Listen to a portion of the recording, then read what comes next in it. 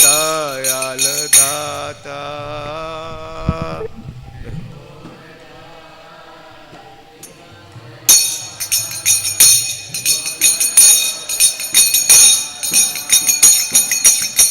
पशु पाखी झूरे पाषाण विदुरे, पशु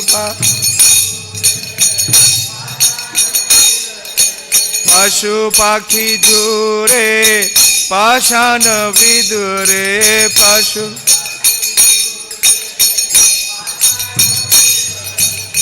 सुनी जार गुण गाथा, सुनी संसार मझिया रहिल पड़िया, से पदे नाहिल आशा। संसार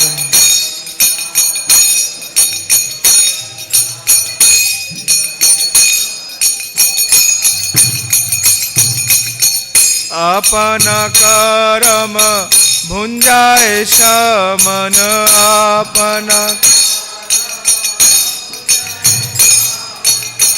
कोय लोचन दासा,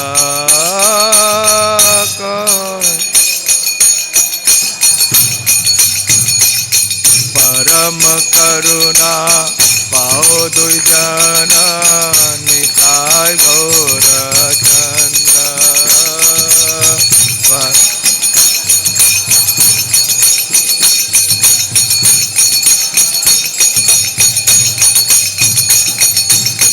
सब अवतार तार शिरोमणि, सब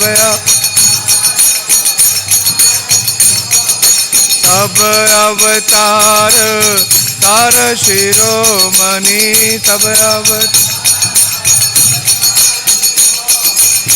केवल आनंद कंदा,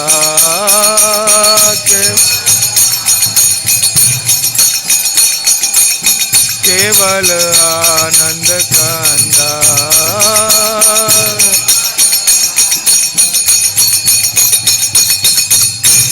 जय ओम विष्णुपाद परमहंस परिव्राजकाचार्य अष्टोत्तर षट श्रीमद कृष्ण कृपा श्री मूर्ति अभय चरणारविंद भक्ति वेदांत स्वामी श्रील प्रभुपाद की जय।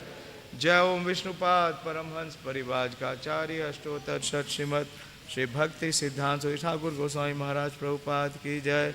अनंत कोटि वैष्णव वृंद की जय। नामाचार्य श्री हरिदास ठाकुर की जय। श्री चैतन्य चरितामृत की जय।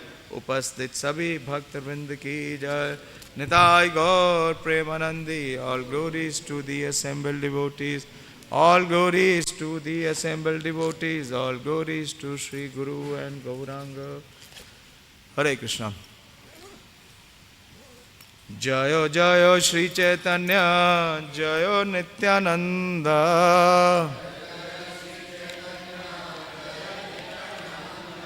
जय द्वैत चंद्र जय गौर भक्त वृंद।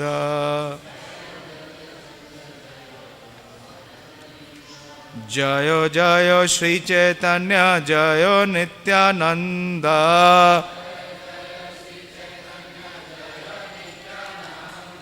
जय द्वैत चंद्र जय गौर भक्त वृंद।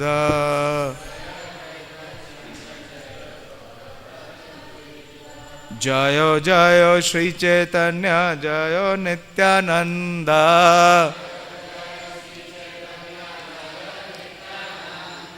जय द्वैत चंद्र जय गौर भक्त वृंद।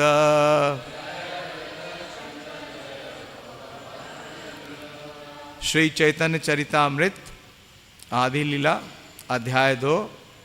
अध्याय का शीर्षक है पूर्ण पुरुषोत्तम भगवान श्री चैतन्य महाप्रभु। विशेष है क्योंकि अभी तक हम पूर्ण पुरुषोत्तम किसे सुनते आए हैं? श्री कृष्ण को। भगवान भगवत गीता में बोलते हैं कि वो सबसे गुह्य ज्ञान देंगे। कौन सा अध्याय है? 9वां अध्याय। लेकिन उससे भी गुह्य ज्ञान चैतन्य चरितामृत में है। भगवत गीता क्या बतलाती है? भगवान की आइडेंटिटी। भगवान क्या बोलते हैं? अहम सर्वस्व प्रभुवो मत्ता परतरम नान्या। तो भगवान की जो आइडेंटिटी है वो क्या है? वो पूर्ण पुरुषोत्तम है, वो सबके आधार है। और श्रीमद् भागवतम क्या बतलाती है? भगवान की एक्टिविटी। भगवत गीता बतलाती है भगवान की आइडेंटिटी, और श्रीमद् भागवतम विशेष रूप से 10वां स्कंद भगवान की जो व्रज लीला, मथुरा लीला और द्वारका लीला, उसका सारा विस्तार है। लेकिन चैतन्य चरितामृत बहुत विशेष है, क्योंकि चैतन्य चरितामृत में भगवान का जो हार्ट है वो रिवील होता है, भगवान का जो हृदय है उसका प्राकट्य है। तो बहुत विशेष है श्री चैतन्य चरितामृत। बोलने का अधिकारी तो नहीं हूँ, लेकिन सेवा दी गई है तो प्रयास करूँगा। और ये बहुत ही विशेष चैप्टर है, ये अध्याय, क्योंकि पूरा चैतन्य चरितामृत का जो लक्ष्य है, जो प्रयोजन है, वो यही है। उसी एक श्लोक का पूरा जो विस्तार है, क्योंकि चैतन्य चरितामृत में श्री कृष्णदास कविराज गोस्वामी इसको सिद्ध करते हैं कि जो ब्रजेंद्र नंदन है सचिशित होइलो सही और बलराम होइलो निताय।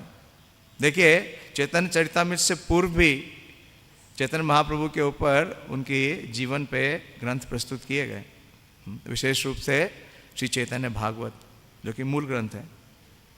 लेकिन उसमें भगवान का जो ब्रजेंद्र नंदन जो फॉर्म है उसके बारे में चर्चा नहीं की गई। श्रील वृंदावन दास ठाकुर कौन सा स्वरूप प्रस्तुत करते हैं भागवत में, चैतन्य भागवत में?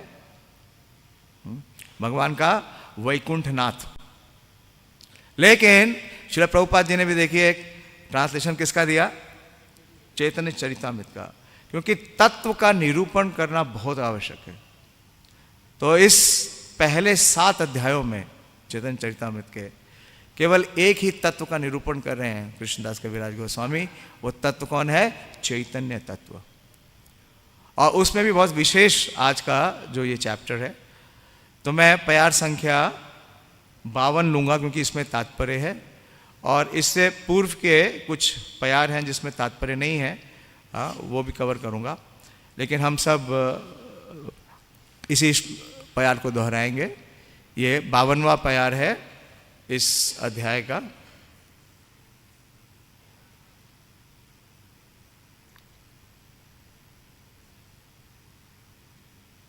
इस पर्टिकुलर जो सेक्शन को हम कवर कर रहे हैं, तो इसमें ये सिद्ध कर रहे हैं कि किस प्रकार से जो भगवान श्री कृष्ण है वो आदि नारायण है, वो मूल विष्णु है। पहले ये सिद्ध कर रहे हैं कि वो किस प्रकार से भगवान जो श्री कृष्ण है वो सभी के स्रोत हैं, सभी के उद्गम हैं। और फिर ये प्रूव कर रहे हैं कि दोनों एक हैं, दोनों अभिन्न हैं। कौन है? जो स्वयं रूप कृष्ण है वो ही चैतन्य महाप्रभु हैं। तो इस पर बहुत विस्तार है, तो जितना समय होगा उतना चर्चा करने का प्रयास करेंगे। ए सवार दर्शने ते आछे माया गंध,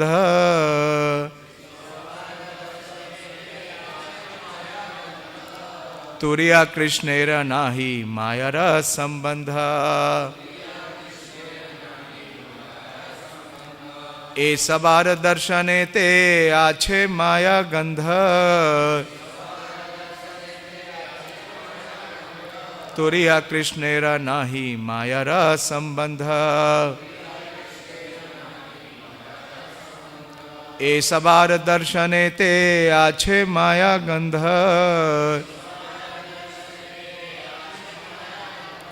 तुरिया कृष्णेर नाही मायर संबंध।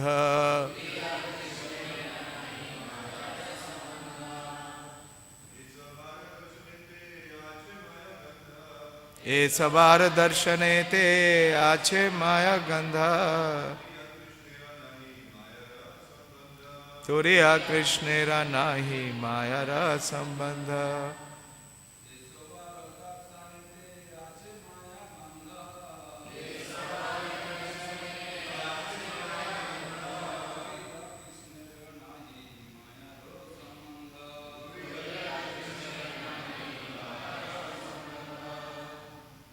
माता जी।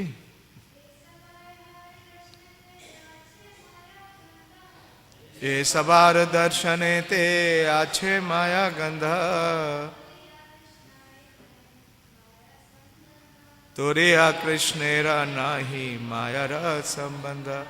इसका शब्द अर्थ, अनुवाद और तात्पर्य श्रील प्रभुपाद जी के द्वारा, यह सबार सभा के दर्शने ते देखने में, आछे है माया गंध माया से संबंध, तुरिया चौथा कृष्णेरा भगवान कृष्ण के, नाही नहीं है मायारा भौतिक शक्ति का संबंध।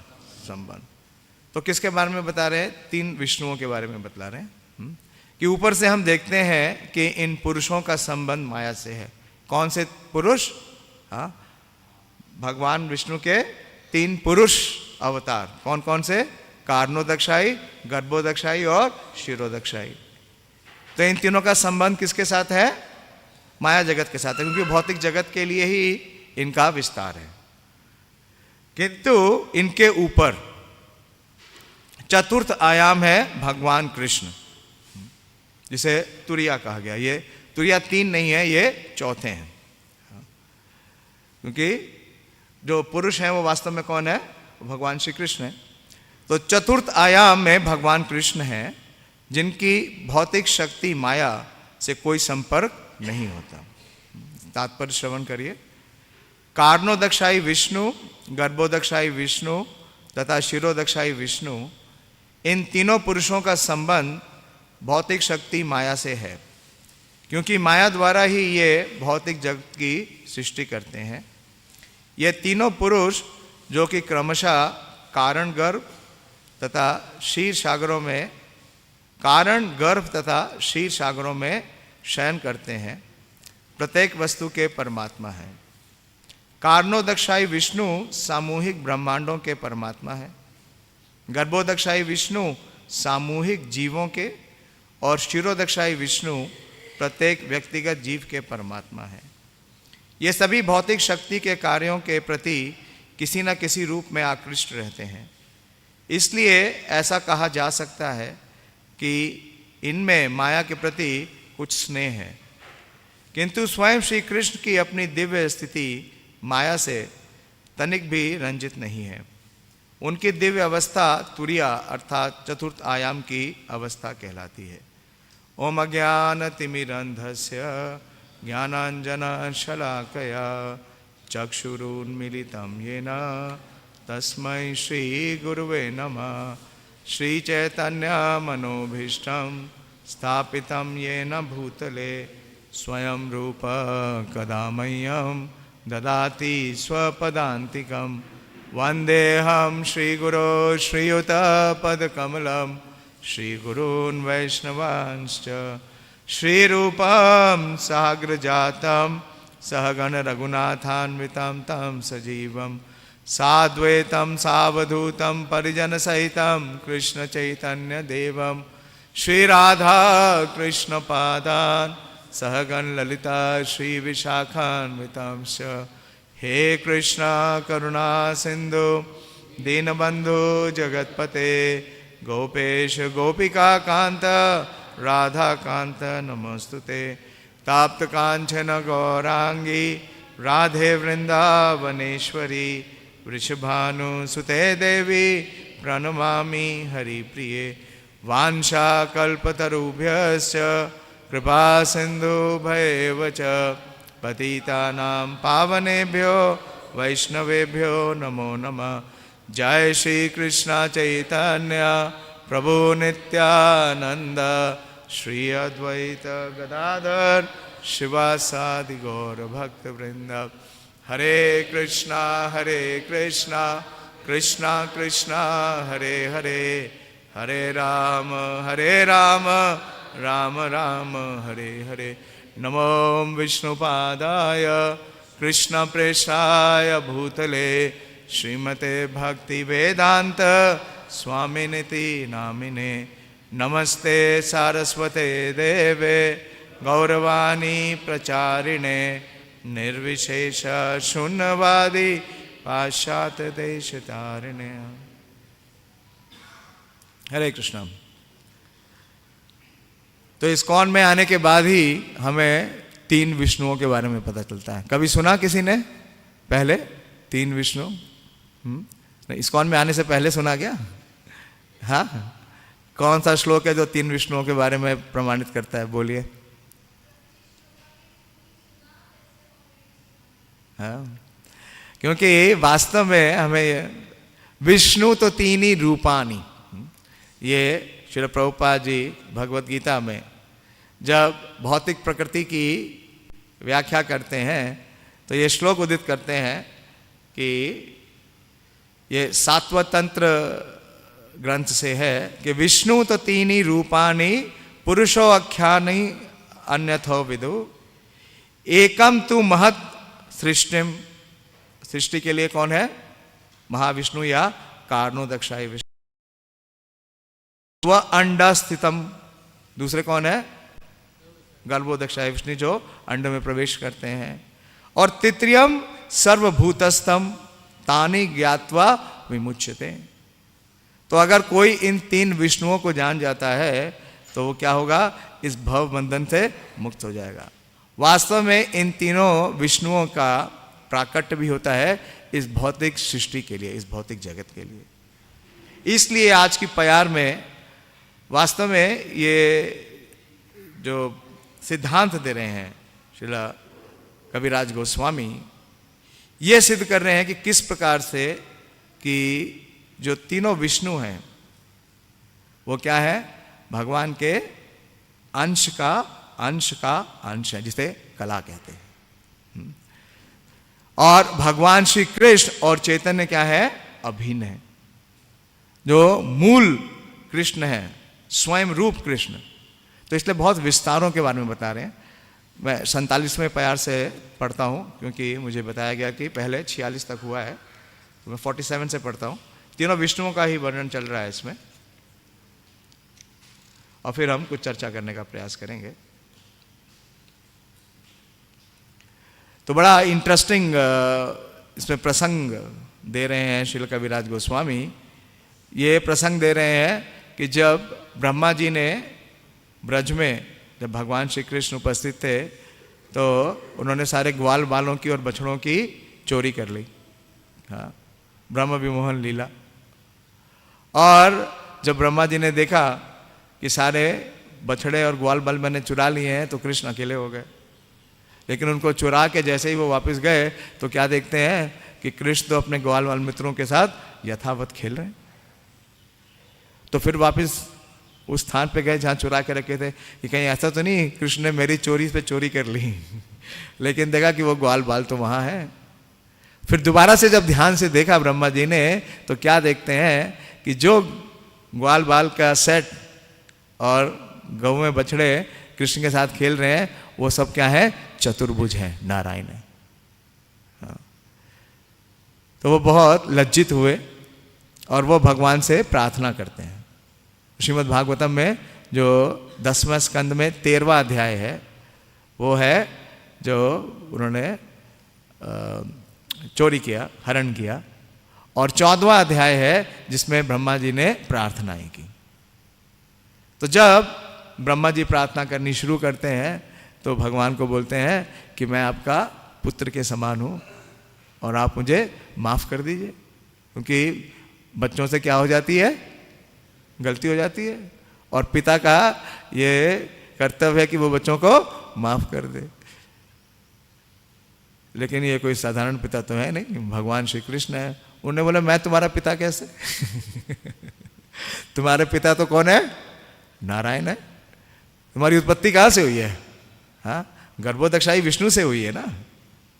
तो गर्भोदक्षाई विष्णु तुम्हारे पिता है, मैं तुम्हारा पिता कैसे हो सकता हूँ? मैं तो केवल 16 वर्ष का बालक हूँ, तो मैं ग्वाल बाल हूँ, तो मैं तुम्हारा पिता कैसे हो सकता हूँ? तो ये उसी प्रसंग से चल रहा है।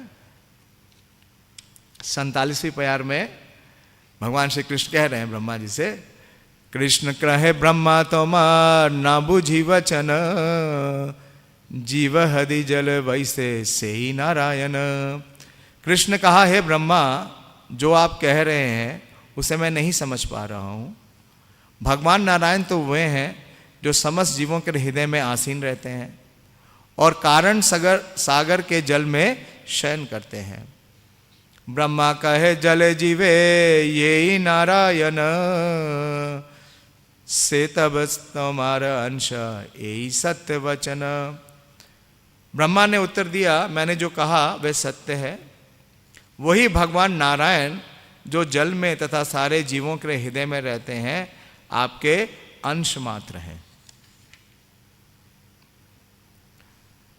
कारणाब्धि गर्भदक्ष शिरोदक्ष शाई, माया द्वारे सृष्टि करे ताते सब माई।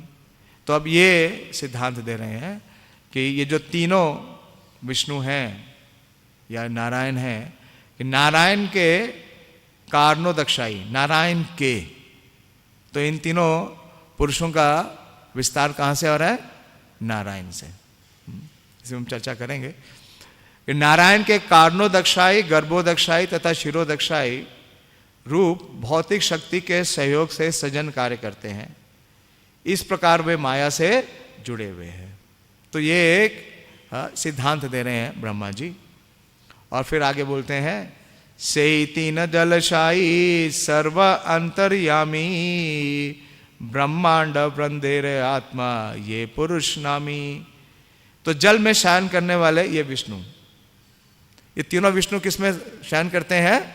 सागर में करते हैं। हाँ, जो कारणोदक्षाई विष्णु है वो कौन से सागर में है? कारण समुद्र में। और जो गर्भोदक्षाई किस में है? हाँ, गर्भोदक्ष सागर में। और जो शिरोदक्षाई है वो किस में है? क्षीर सागर में। तो यही बोल रहे हैं कि जल में शयन करने वाले ये तीनों विष्णु सबके परमात्मा हैं। समस्त ब्रह्मांडों के परमात्मा प्रथम पुरुष के नाम से विख्यात हैं। तो महाविष्णु से सृष्टि होती है। हाँ, अनंत कोटि ब्रह्मांड उनके रोम से निकलते हैं। तो अनंत कोटि ब्रह्मांड के जो परमात्मा है वो कौन है? हाँ, कारणोदक्षाई विष्णु या महाविष्णु। सरल है, कंफ्यूज मत होइएगा। महाविष्णु से महातत्व, महाविष्णु का ग्लांस पड़ता है, हाँ, तो सृष्टि शुरू हो जाती है। महाविष्णु और महातत्व। और जब सृष्टि होती है, जब इतने सारे ब्रह्मांड प्रकट होते हैं, तो महाविष्णु अपना विस्तार करते हैं और हर ब्रह्मांड में प्रवेश करते हैं। उन्हें क्या बोलते हैं? गर्भोदक्षाई विष्णु, क्योंकि हर ब्रह्मांड में वो प्रवेश कर रहे हैं गर्भ में, उन्हें कहते हैं गर्भोदक्षाई विष्णु। तो गर्भोदक्षाई विष्णु किसके परमात्मा हुए, किसके अंतर्यामी हुए? उस ब्रह्मांड के, हाँ, जिसमें वो प्रवेश कर रहे हैं। और जो कारणोदक्षाई विष्णु हैं वो समस्त ब्रह्मांडों के हैं। कुंती महारानी एक प्रार्थना करती हैं, अथा विश्व एषा विश्व आत्मा विश्व मूर्ति स्वकेशु में, ओ लॉर्ड ऑफ द यूनिवर्सेस। विश्व आत्मा, विश्व एषा and Vishwatma, then he is the super soul and he is the personality of universal form, विश्व मूर्ति। तो उसी प्रकार से इसका व्याख्या कर रहे हैं कि हिरण्य, अब आगे बोल रहे हैं कि जल में शयन करने वाले ये तीनों विष्णु सबके परमात्मा हैं। समझ में आ रहा है? हाँ, समझ में नहीं भी आ रहा है ना तो केवल श्रवण करिए क्योंकि ये बड़ी विशेष वरदान है। अभी हम इस पर चर्चा करेंगे अगर समय मिलेगा। जेबा नाही बूझे के बा सुनीते सुनीते से हा की अद्भुत चैतन्य चरिता, कृष्ण उपजी बे प्रीति जानी बे रसेरे रीति, सुन ले होए बड़ा हिता। कृष्णदास कविराज गोस्वामी ने यह आशीर्वाद दिया है। जेबा नाही बुझे के बा, जिसको कुछ भी नहीं समझ में आ रहा है तो भी उसे क्या करना है? सुनीते सुनीते से हा केवल क्या करना है? सुनना है, सुनते जाना है।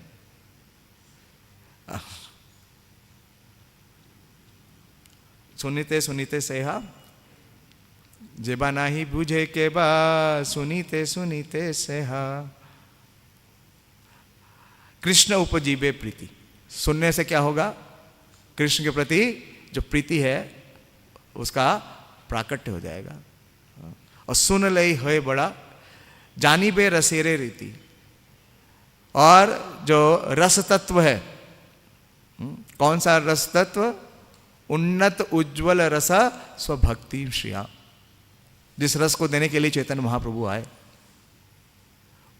जानी बे रसेरे रीति, सुन ले होए बड़ा हिता। मैं आपको एक प्रासंगिक बात बतलाता हूं, एक्चुअल पास टाइम, मतलब इसका प्रमाण। आप में से कितने लोगों ने श्रील इंद्रधुन स्वामी महाराज का नाम सुना है? सुना है? जो भक्त लोग हैं उन्होंने सुना होगा। तो इंद्रधुन महाराज क्या करते हैं? बड़े बड़े फेस्टिवल्स करते हैं यूरोप में, उन स्थानों पे जहाँ पे कोई चैतन्य महाप्रभु या भगवान के बारे में ज़्यादा कुछ जानता नहीं है। उनका बड़ा फेमस फेस्टिवल था वुडस्टॉक फेस्टिवल, महाराज ने कई सालों तक किया। ये 2003 या 4 की घटना है। तो वुडस्टॉक में वो फेस्टिवल कर रहे थे, और जब फेस्टिवल ख़त्म ही हो रहा था तो फेस्टिवल में एक और अट्रैक्शन होता था कि बहुत बड़ा जगन्नाथ जी का रथ होता था। तो उन्होंने देखा कि जो अंतिम दिन था फेस्टिवल का, तो एक वृद्ध व्यक्ति उस रथ के सामने खड़ा है और बड़ी देर तक भगवान को देख रहा है, और देख भी रहा है और बार बार अपनी गर्दन हिला रहा है। तो महाराज का जो ध्यान है उसकी तरफ आकर्षित हुआ और महाराज उसको देखने लगे। तो महाराज भी देखने कि वो लगातार भगवान को देख रहा है और लगातार अपनी गर्दन हिला रहा है। तो महाराज को थोड़ी क्यूरियोसिटी हुई, तो महाराज उसके पास चले गए और बोले कि कुछ समस्या है क्या, कोई प्रॉब्लम है आपको? तो वो व्यक्ति बोलता है नहीं, प्रॉब्लम नहीं है, मैं ये देखना चाहता हूँ कि ये वास्तविक है या नहीं। ये जो रथ है, जो भगवान जगन्नाथ का रथ है, ये वास्तविक है या नहीं, मैं इसको स्पर्श करना चाहता हूँ। तो महाराज थोड़ा सा अचंभित हुए, क्योंकि इस स्थान पे, इस विदेश स्थान पे इसको कैसे पता कि ये जगन्नाथ है और ये भगवान का रथ है। अब कितने भारतीयों को भगवान जगन्नाथ दिखा दीजिए, वो नहीं पहचान पाएंगे कि ये जगन्नाथ है। कई लोग तो बोलते हैं कि ये काली या दुर्गा है क्या। तो महाराज थोड़े अचंभित हुए। महाराज ने पूछा कि आपको कैसे पता कि ये जगन्नाथ है और ये उनका रथ है? बोले मुझे पता है क्योंकि मैंने चैतन्य चरितामृत का अध्ययन किया है। और महाराज ने पूछा आपको चैतन्य चरितामृत मिली कहाँ? क्योंकि वहाँ पे इंग्लिश नहीं चलती, वहाँ पे चलती है पोलिश। तो उन्होंने बताया कि आज से 9 वर्ष पूर्व मैं एक कोयले के खदान में कार्य करता था, श्रमिक था। और एक दिन क्या हुआ कि खदान में एक एक्सीडेंट हो गया। एक जो माइन शाफ्ट है, जो उपकरण जिससे खदान से कोयला निकाला जाता है, वो टूट गया। कन्वेयर होते हैं, बड़े बड़े कन्वेयर जो नीचे से लेके आते हैं। और उस एक्सीडेंट की वजह से बहुत से जो श्रमिक हैं वो मारे गए, किंतु मैं बच गया। और जब मैं जीवित बाहर आया तो मैं बिल्कुल उदासीन हो गया और ढूंढने लगा कि वास्तव में इस जीवन का मूल्य क्या है, इस मानव जीवन का जो लक्ष्य है वो क्या है। तो मैंने भगवान से बहुत प्रार्थना की, लेकिन मैं जानता नहीं भगवान है कौन। लेकिन मैं उनसे यही प्रार्थना कर रहा था कि आप जो भी हैं, जहाँ भी हैं, मुझे आप अपना मार्ग दिखलाइए ताकि मैं आप तक आ सकूं। और उनको प्रेरणा हुई कि वो वहाँ की जो लोकल लाइब्रेरी है उसमें गए और वहाँ जाके उन लाइब्रेरियन से पूछते हैं कि मुझे कोई आध्यात्मिक पुस्तक दीजिए। तो उन्होंने उन्हें उस स्थान पे भेज दिया, उस सेक्शन में जहाँ आध्यात्मिक पुस्तकें रखी हुई थी। तो वहाँ पे उनका ध्यान आकर्षित होता है श्री चैतन्य चरितामृत में। हिंदी में और इंग्लिश में तो हम लोग के पास 9 वॉल्यूम्स हैं, लेकिन महाराज लिख रहे हैं कि पोलिश में 9 वॉल्यूम्स थी। तो काफ़ी देर तक उसमें विचार करने के बाद उन्होंने चैतन्य चरितामृत का जो फर्स्ट वॉल्यूम है वो निकाल लिया। और ले जाके लाइब्रेरियन को कहा कि ये पुस्तक आप मुझे घर ले जाके पढ़ने के लिए दीजिए। नॉर्मली नहीं देते हैं, लेकिन उनको दे दी। और उस लाइब्रेरियन ने बताया कि ये पुस्तक कई सालों से पड़ी हुई है, लेकिन आप पहले पाठक हैं जिन्होंने इस पुस्तक को लिया। वो पुस्तक लेके घर आ गए और पढ़ने का प्रयास किया। समझ में क्या आया? कुछ नहीं, कुछ समझ में नहीं आया। बंगाली की प्यार पोलिश में क्या समझ में आएगी? कुछ नहीं समझ में आया। लेकिन वो भगवान से लगातार प्रार्थना कर रहे थे और प्रार्थना से उनको प्रेरणा मिली कि पढ़ते जाओ, पढ़ते जाओ, पढ़ते जाओ। उन्होंने 2 हफ्ते में उस पुस्तक को 2 बार पढ़ लिया। कुछ नहीं कर रहे थे, दिन रात बैठ करके वो श्री चैतन्य चरितामृत का अध्ययन करने का प्रयास करते। समझ में कुछ नहीं आ रहा था, लेकिन पढ़ते जा रहे थे। जब पहली वॉल्यूम पूरी पढ़ ली 2 बार, तो ले जाके लाइब्रेरी में वापस कर दी और दूसरी वॉल्यूम ले आए। इस प्रकार से उन्होंने पूरी की पूरी चैतन्य चरितामृत 2 बार पढ़ ली। अब चैतन्य चरितामृत 2 बार पढ़ ली तो उसके बाद क्या हुआ? उनके हृदय में इतनी उत्कंठा हुई, वो रह नहीं पा रहे थे। वो इतना व्याकुल हो गए कि वो किस प्रकार से चैतन्य महाप्रभु का जो आंदोलन है उसमें शामिल हूं। तो उन्हें पता चला कि ये हरे कृष्णा मूवमेंट है। तो उन्होंने कई जगह पत्र भेजे एड्रेस जानने के लिए, लेकिन कहीं से कोई जवाब नहीं मिला। तो जब ये महाराज का फेस्टिवल हुआ वुडस्टॉक में, तो वो छुट्टी मनाने के लिए उस स्थान पे आए हुए थे जहां पे वो फेस्टिवल हो रहा है। और वो बीच पे थे, और जैसे ही उन्होंने हरे कृष्ण महामंत्र की धुन सुनी तो वो दौड़ते हुए आए। और वो यही देख रहे हैं, बोल रहे हैं कि लेकिन महाराज से बोलते हैं कि ये रथ तो 3 होने चाहिए, एक ही कैसे है? बलदेव और सुभद्रा का रथ का है। तो जब महाराज ने ये सुना, तो महाराज की आंखों से आंसू आने लगे कि ये चैतन्य महाप्रभु की कृपा है कि जो भी चैतन्य चरितामृत पढ़ेगा, कृष्ण उपजीबे प्रीति जानीबे रसीरे रीति, सुन ले होए बड़ा हिता, हित हो जाएगा। और वो जान गए। उन्होंने कहा, फिर महाराज से उनकी चर्चा हुई। महाराज की एक डायरी आती है, the travelling preacher, the diary of a travelling preacher. 2004 या 5 में मैंने इसको पढ़ा था, मैं बहुत प्रभावित हुआ। तो महाराज बता रहे हैं कि वो बता रहे थे कि मैं ढूंढ रहा था कि चैतन्य महाप्रभु का आंदोलन कहाँ है।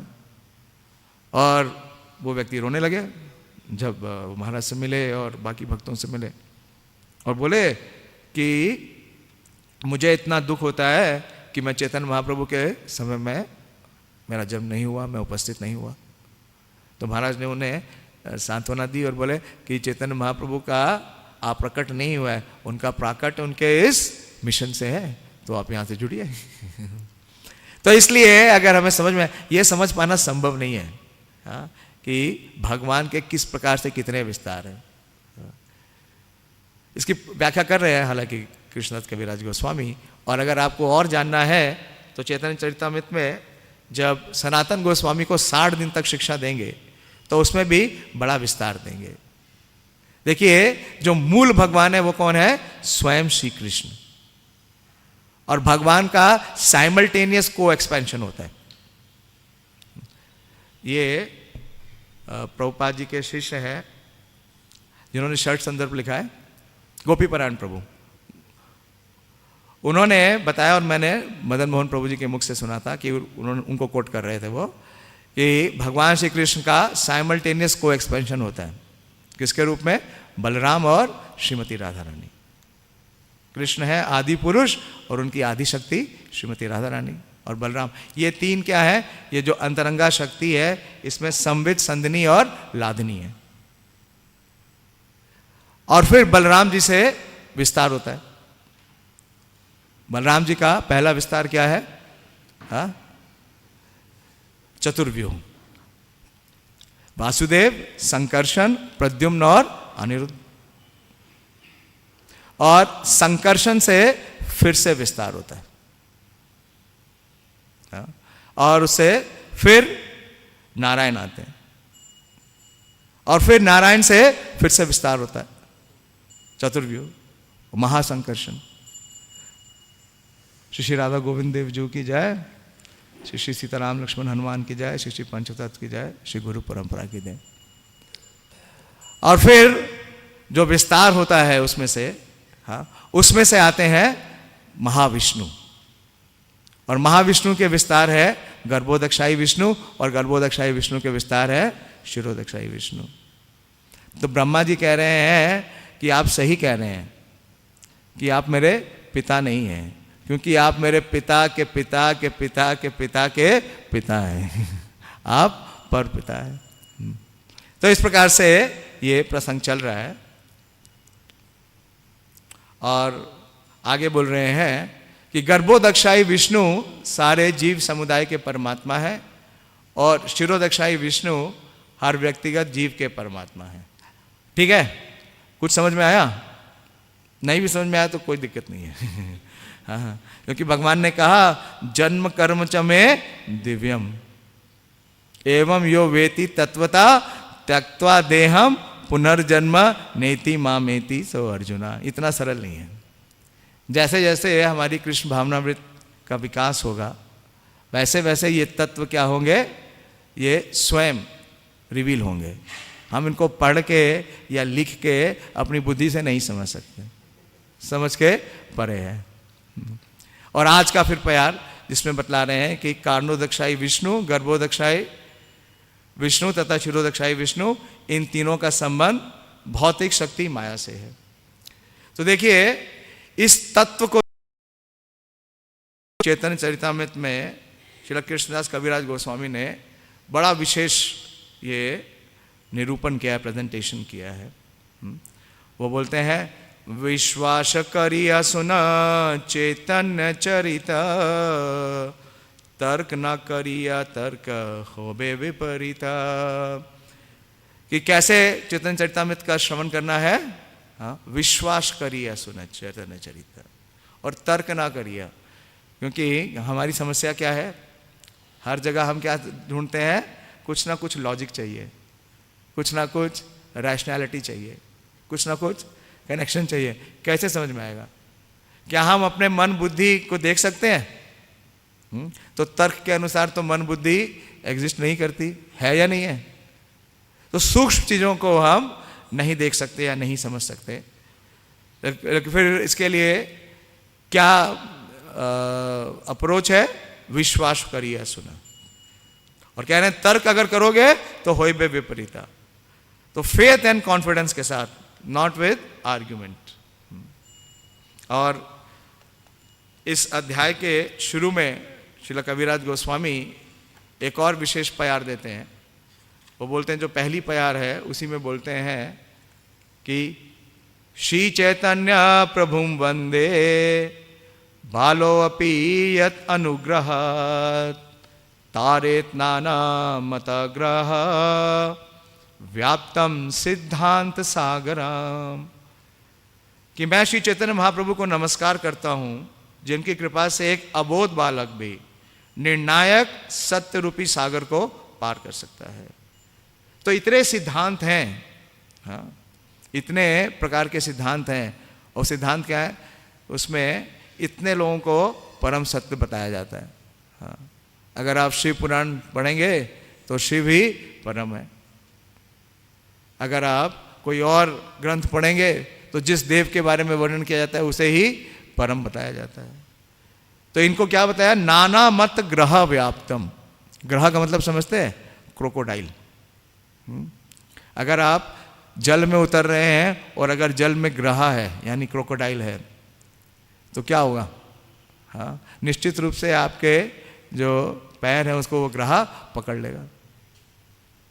लेकिन अगर आप चैतन्य महाप्रभु की कृपा प्राप्त हैं, अगर आपको चैतन्य महाप्रभु की कृपा प्राप्त हो गई है, तो आप जितना भी इस सिद्धांत रूपी मगरों में से आप जा रहे हैं तो आप बच जाएंगे।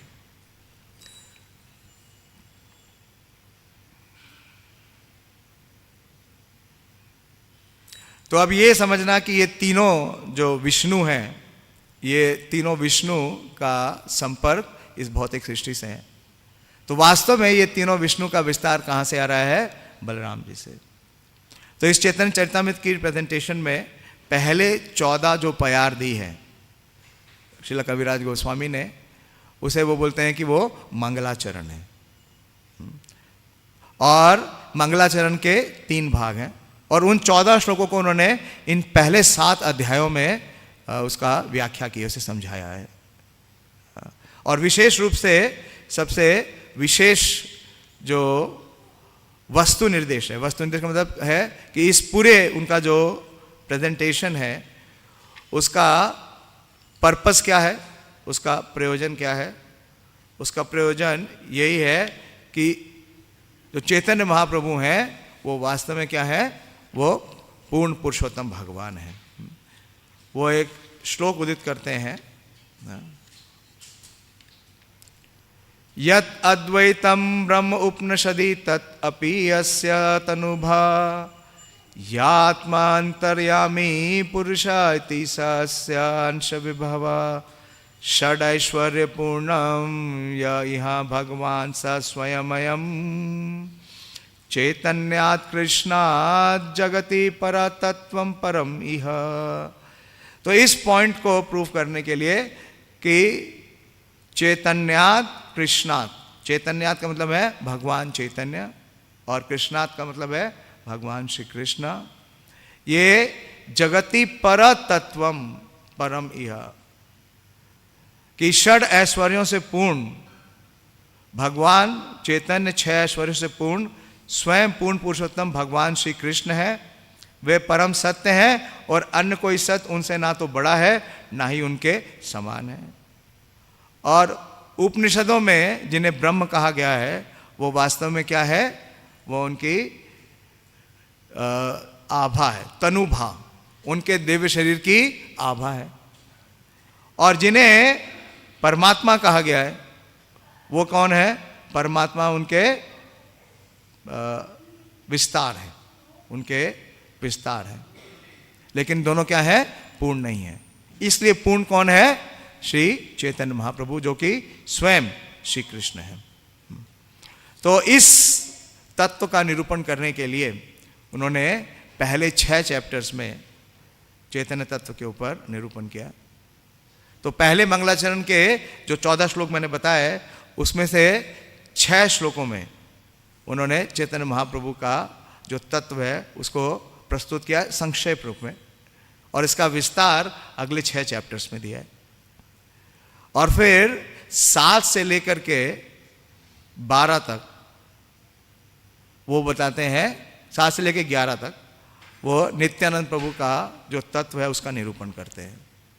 और जब नित्यानंद प्रभु के तत्व का निरूपण करते हैं तो वो इस बात को उदित करते हैं कि किस प्रकार से ये जो 3 पुरुष हैं इनका विस्तार कहाँ से आ रहा है? नित्यानंद प्रभु से। क्योंकि नित्यानंद प्रभु क्या है? मूल संकर्षण है। मैंने जैसे बताया संकर्षण से ही ये 3 पुरुष आ रहे हैं। तो इस प्यार में वो बतलाते हैं कि संकर्षण कारणताशाई गर्भोदशाई च पयोदशाई शेषश्च स्वयं अंश कला च नित्यानंदाख्यम रामम शरणम ममस्तु। श्री नित्यानंद राम मेरे सतत स्मरण में विषय बने रहे, क्योंकि संकर्षण शेषनाग तो 5 रूप में उनका विस्तार होता है। पहला क्या है? संकर्षण, और आखिरी क्या है? शेषनाग। और बीच में जो 3 है वो क्या है? वो विभिन्न विष्णु भगवान जो कारण समुद्र यानी कारणोदक्षाई, गर्भ समुद्र यानी गर्भोदक्षाई और क्षीर समुद्र में शयन करते हैं, वे उनके अंश तथा अंश के भी अंश यानी कला है। तो इस प्रकार से ये प्रमाणित कर रहे हैं कविराज गोस्वामी कि किस प्रकार से ये जो 3 विष्णु हैं या नारायण हैं वो क्या है? भगवान के विस्तार का विस्तार है। हम और उनके जो आदि हैं वो मूल कौन है? भगवान श्री कृष्ण, और चैतन्य महाप्रभु भगवान श्री कृष्ण से अभिन्न है। तो ये टॉपिक है और उसको वो एक्सप्लेन कर रहे हैं। तो उन्होंने पहला प्रमाण दिया श्रीमद् भागवतम से। आपने इसको पढ़ लिया है, पहले के वक्ताओं ने इस पर चर्चा की होगी, याद है? पहला प्रमाण कौन सा दिया उन्होंने इसको सिद्ध करने के लिए?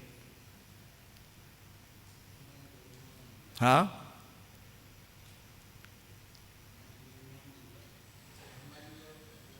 नहीं, ब्रह्मा जी का तो वार्ता चल ही रहा है। कविराज गोस्वामी ने प्रमाण कौन सा दिया? हाँ, वो अभी आएगा, अभी हम उस पर आए नहीं हैं, वो तीसरा प्रमाण है। हाँ, वदान्ति तत्त विदस्तत्वम यद ज्ञानम अव्ययम ब्रह्मेति परमात्मेति भगवानेति शब्द थे, और उसकी उन्होंने व्याख्या की जो आपने पढ़ ली। अभी जो व्याख्या चल रही है इसका प्रमाण दे रहे हैं वो ब्रह्मा जी की जो प्रार्थना है, जो 10वें स्कंद के 14वें अध्याय के 14वें श्लोक में जो ब्रह्मा जी ने प्रार्थना की, गोविंदम आदि पुरुषम तमहम भजामि, तो वो बोलते हैं नारायणम त्वाम नाही सर्वदेहिनाम आत्मासि अधीशा किल्लोक साक्षी नारायणमंगम नरभुजलनायात तच्वापि सत्यम न तत्व एव मायः, कि हे प्रभुओं के प्रभु, आप सारी सृष्टि के दृष्टा हैं, आप निसंदेह हर एक के प्रियतम प्राण हैं, तो क्या आप मेरे पिता श्री नारायण नहीं हैं? यहाँ से उनका ये वार्ता शुरू हुआ जब उन्होंने ये प्रार्थना की। उन्होंने कहा कि क्या आप मेरे पिता नहीं हैं? भगवान ने भगवद गीता में क्या कहा? पितामहस्य जगतो माता धाता पितामह। नारायण का अर्थ है वे जिसका घर जल में है। हाँ? जो नर गर्भोदक्षाई विष्णु से उत्पन्न हुए हैं वे नारायण तो आपके अंश हैं। आप सारे पूर्ण अंश के दिव्य हैं, वे परम पूर्ण हैं तथा माया द्वारा सजित नहीं है। तो इस श्रीमद् भागवतम के श्लोक में ब्रह्मा जी ने भगवान श्री कृष्ण की स्तुति करते हुए कहा था कि जब ब्रह्मा भगवान कृष्ण द्वारा अपनी योग शक्ति के प्रदर्शन किए जाने पे पराजित हो चुके थे, तो ब्रह्मा ये देखने के लिए कि भगवान कृष्ण की परीक्षा ली कि क्या वे सचमुच में पूर्ण पुरुषोत्तम भगवान ही गोप बालक के रूप में क्रीड़ा कर रहे हैं। तो ब्रह्मा ने अन्य बालकों को चुरा लिया। तो अब देखिए, अगर भगवान श्री कृष्ण नारायण के अवतार होते, हाँ, तो जो क्रिएटेड है वो क्या क्रिएटर बन सकता है? समझ रहे हैं ना, क्रिएटर एंड क्रिएटेड। तो भगवान ने क्या किया? चतुर्भुज रूप में अपना विस्तार कर लिया। क्यों चतुर्भुज रूप में विस्तार कर लिया? क्योंकि जो चतुर्भुज नारायण है वो ही उनके विस्तार है। समझ में आया? हाँ। दूसरा प्रमाण, जब भगवान रासलीला कर रहे थे, तो जब भगवान रासलीला कर रहे थे तो क्या हो गए? अंतर ध्यान हो गए। और जब गोपियां उनको ढूंढने लगी तो भगवान किस रूप में प्रकट हो गए? किस रूप में प्रकट हुए? हाँ, चतुर्भुज नारायण के रूप में। और जैसे ही श्रीमती राधा रानी हाँ सामने प्रकट हुई तो क्या हुआ? वो चतुर्भुज रूप समाप्त हो गया और द्विभुज रूप जो है वो आ गया। तो वास्तव में जो भगवान का मूल रूप है, जो भगवान का मूल स्वरूप है, वो है द्विभुज रूप। और भगवान की जितनी भी विस्तार हैं, लीलाएं हैं, उसमें इसे सौम्य रूप कहा। भगवान भगवद गीता में इसे बोलते हैं सौम्य रूप। और क्या कहते हैं? ये दुदर्शम है, दुदर्दशाम है। भगवान का जो विराट रूप है या उसका जो विश्व रूप है उसे भी कोई नहीं देख सकता। उसके लिए भगवान ने क्या कहा? दिव्यम ददामि ते चक्षु। भगवान ने अपने दिव्य चक्षु दिए अर्जुन को। लेकिन भगवान का जो द्विभुज श्याम सुंदर रूप है वो सबसे दुर्लभ है। और जब चैतन्य महाप्रभु स्वयं इन अवतारों के बारे में और इन विस्तारों के बारे में व्याख्या करेंगे श्रील सनातन गोस्वामी को मध्य लीला में, तो वो मूल जो स्वरूप है भगवान का उसके बारे में भी वर्णन करते हैं।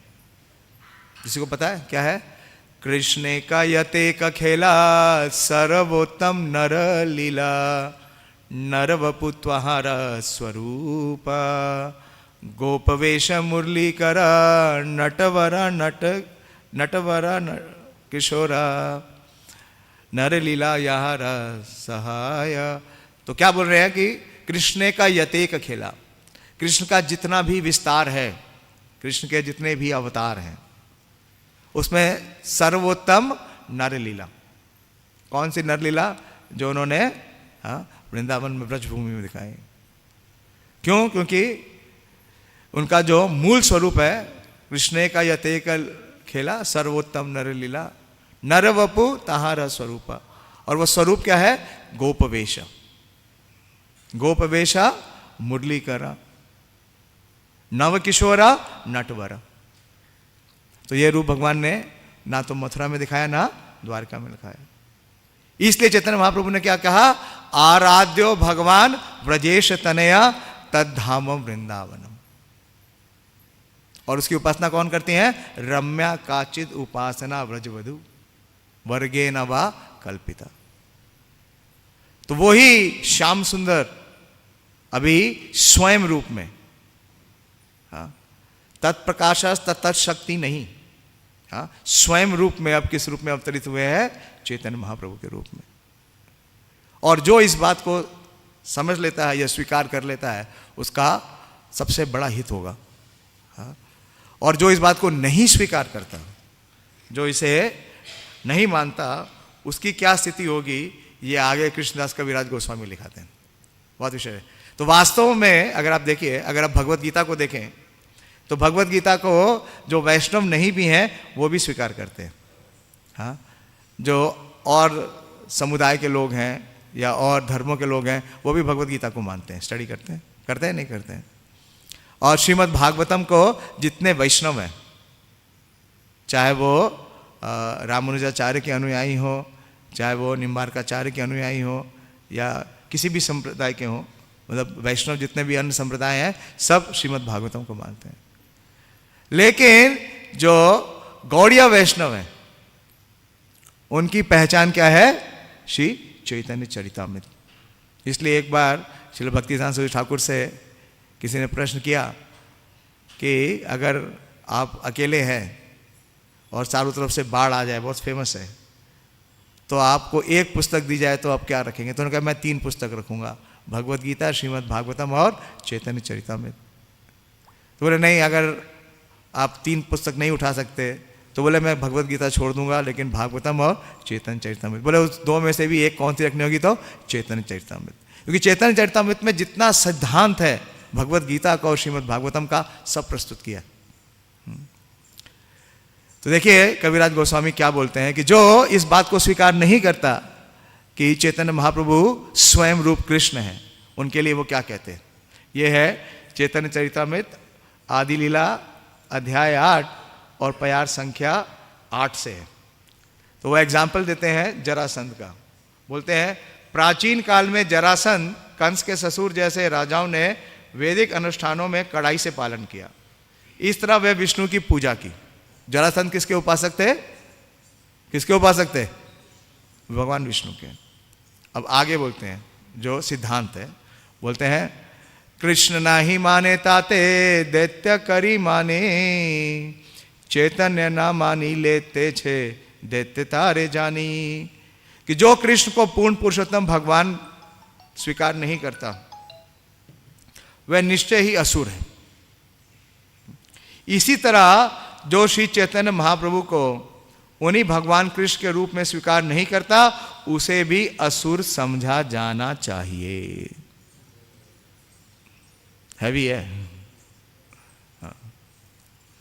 आगे क्या बोलते हैं? यहीं समाप्त नहीं कर रहे हैं।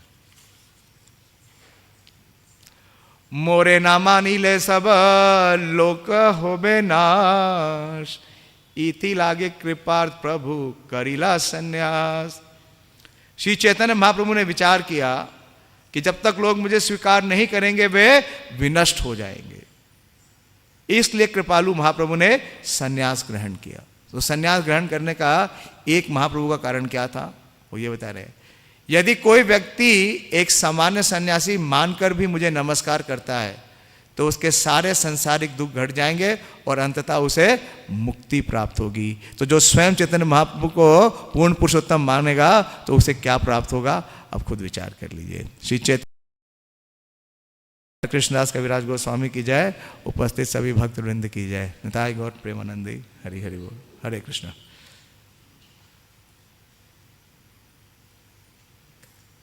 आप बोलिए। प्रभु जी, जो तीन आपने जो विष्णु बताए थे, हाँ। तीन अलग अलग सागर में हाँ। निवास करते हैं, तो कारण समुद्र में तो कारणोदक है विष्णु का, गर्भोदक जो गर्भोदक शाही विष्णु है, गर्भोदक सागर में गर्भोदक। प्रभुपाद जी लिखने तात्पर्य में तो प्रभु जी वो जो अंतर्यामी जो मतलब परमात्मा है वो किस सागर में? वो क्षीर सागर में है। मतलब उसका क्षीर सागर का मतलब समझते हैं? क्षीर का मतलब क्या है? मिल्क, मिल्की ओशन में। तो मतलब ब्रह्मांड तो एक है, उसमें गर्भोदक शाही विष्णु हैं। हाँ। तो उसी ब्रह्मांड में क्या एक और स्पेस है जहाँ पे क्षीरोदक शाही विष्णु निवास करते हैं? इसको ऐसे नहीं समझ सकते, तो मैंने बताया ना। वो चार्ट देख लीजिए, जो चार्ट है ना, हाँ, वो चार्ट में आप ढूंढिए, अगर आपको मिल जाए तो।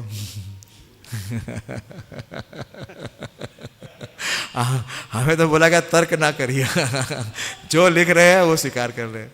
हाँ, 2 बार 3 बार ब्रह्मा जी की प्रेयर्स में आ रहा है कि तीनों क्या है? शाही हैं।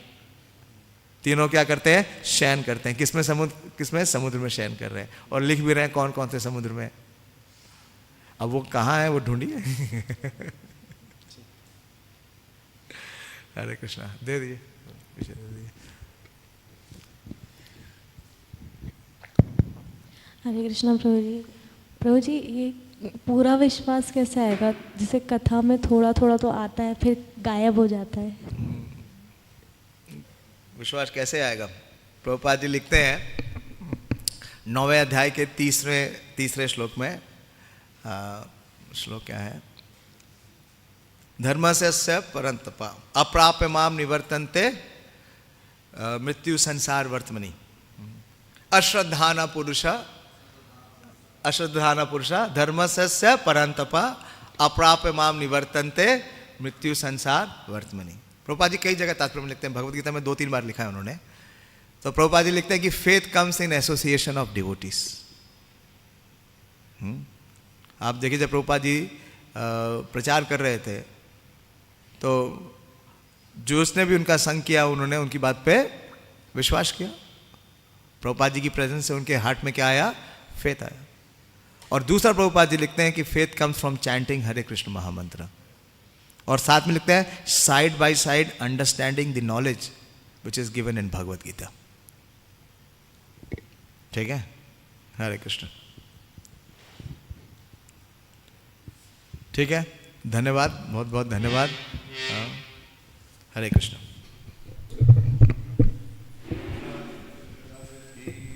श्रील प्रभुपाद की जय। जगदीश पांडे प्रेम प्रभु की जय। श्री प्रभुपाद की जय। तो बहुत बहुत धन्यवाद पांडे प्रेम प्रभु जी का, बहुत ही अच्छे तरीके से चैतन्य चरितामृत के बारे में हमारी श्रद्धा और अधिक विकसित की कि क्यों, कितना महत्वपूर्ण है। समझ आए नहीं आए, ऊपर से जाए नहीं जाए, जो भी है, पर श्रवण करते रहें और अपने हृदय को निर्मल करें। हरे कृष्णा कृष्णा कृष्णा हरे हरे, हरे राम राम राम हरे हरे। प्रभु जी का अपना फेथ भी बहुत अटूट है। बीच में तो कुछ साल बहुत विशेष परिस्थिति में थे, बहुत ही कष्ट की परिस्थिति में थे, परंतु भक्तों का संग नहीं छोड़ा और हरिनाम का संग नहीं छोड़ा, और गुरु कृपा से श्रद्धा और अधिक विकसित हुई और भक्ति में पूर्णता लगे हैं और बहुत ही अच्छा प्रचार करते हैं। प्रभु जी कॉलेज से प्रचार करते हैं, युवाओं को प्रचार करते हैं और बहुत अद्भुत सेवाएं करते हैं। Thank you so much Pandava Prabhu. Hare Krishna Krishna Krishna Hare Hare, Hare Rama Rama Rama Hare Hare. Shri Prabhupada की जय। आपसे कृपा की याचना करता हूं कि जो आपने कहा वो सत्य हो जाए। Thank you.